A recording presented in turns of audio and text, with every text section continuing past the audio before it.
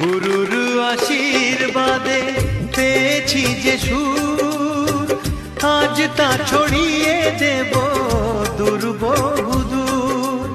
ও সাধনা সফল হবে যদি গো আমায় স্নেহ দিয়ে গুরুদেব বুকে টেনে নেয়। গুরুকে জানাই আমি শ্রদ্ধা প্রণাম, তাই তো গুরুর মান রাখতে এলাম। গানই আমার পূজা, গানে পরিচয়, তাই তো জীবন মোর শুধু গীতিময়।